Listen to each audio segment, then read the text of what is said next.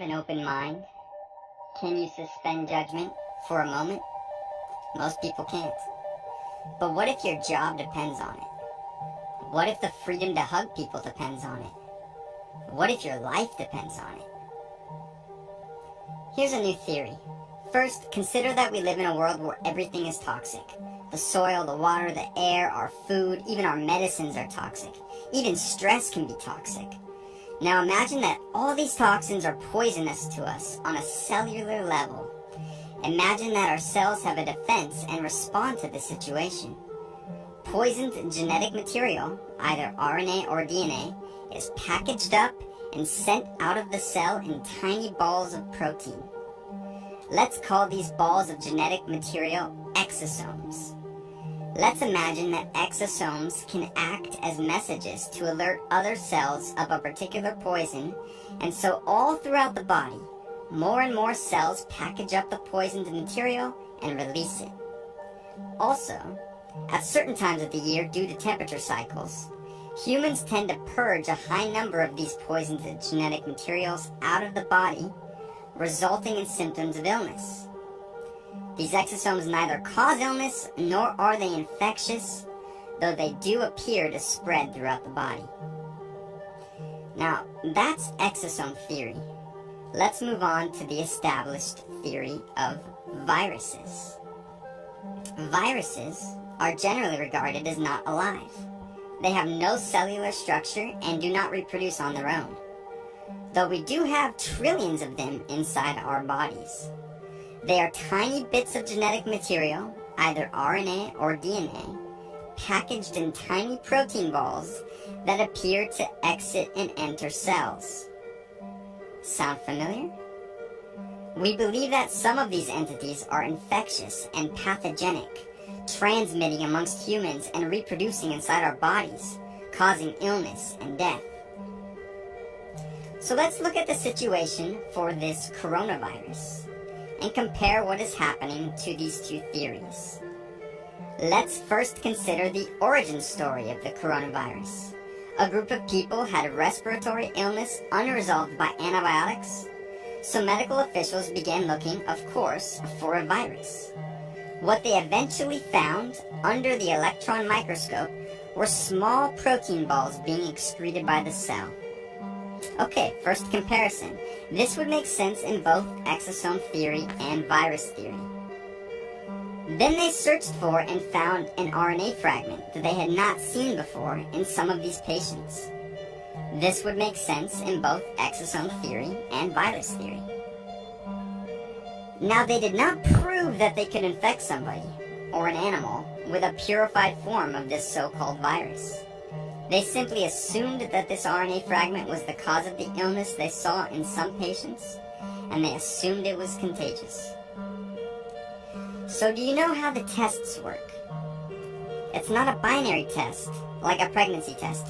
It's called a PCR test, and it involves amplifying genetic material by doubling it in dozens of cycles until you have billions or trillions of the original molecules, and then using those results to determine if you have enough of the identified RNA fragment to be considered positive. Here's the thing. At a certain point of amplification, every single person would test positive. They use an arbitrary cutoff point where they stop doubling the material. That cutoff point is different amongst different tests for COVID-19. In fact, there were 10 different cutoff points amongst the 33 tests approved by the FDA. Seems a little strange, right? You might find it interesting that the Nobel Prize-winning inventor of the test did not believe it should be used to diagnose infectious illness.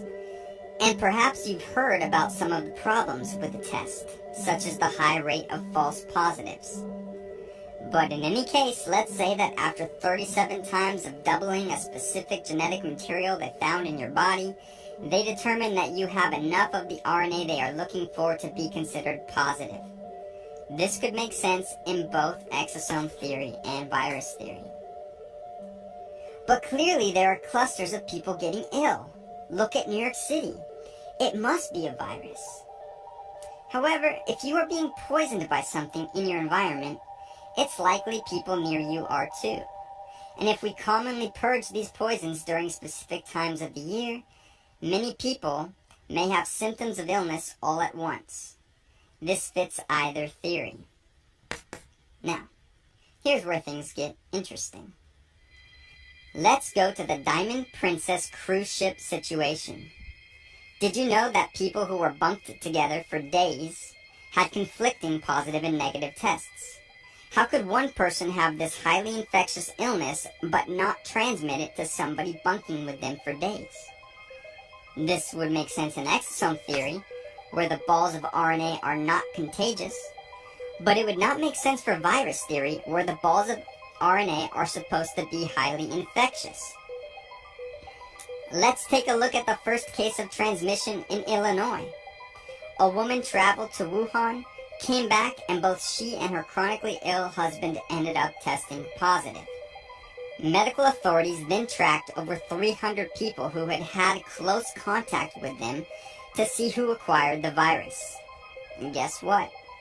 0 positives. This again would make sense in exosome theory, since exosomes are not contagious. But it would not make sense for virus theory, where this is supposed to be an infectious virus.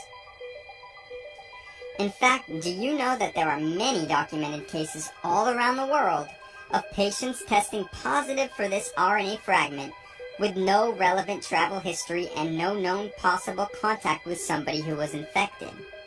These were people in the middle of nowhere, early on in this whole crisis, who suddenly were testing positive. This would make sense, again, in exosome theory, where the RNA is being produced as an immune response within our cells. But it would not make sense for virus theory, where you are supposed to have had contact with somebody with the virus. What about the high levels of people testing positive who don't get sick? In fact, 80% of people testing positive are either asymptomatic or have slight cold symptoms. Why? This would make sense in exosome theory, since the RNA fragments are not the cause of the illness. But it would not make sense for virus theory, where this virus is supposed to cause the illness. Things get even stranger. Did you know that some people go from testing positive to testing negative to testing positive again in a matter of days? And that would make sense for exosome theory, where perhaps the cells are simply releasing more or less of these exosomes depending on certain conditions. But it doesn't make sense in virus theory, where you are supposedly infected until you have rid yourself of the virus.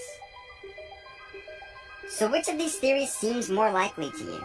And what if you heard that there are virologists who believe that viruses are actually exosomes? What if I told you that doctors and other scientific experts also believe this? Ultimately, regardless of which theory you believe in at this point, the established infectious virus theory or the emerging theory of exosomes, how confident are you in the PCR test? Are you really interested in having your life hinge on the results you get from this potentially meaningless test? Do you want your loved ones tested? Do you want to be tested? Or shall we perhaps refuse the test?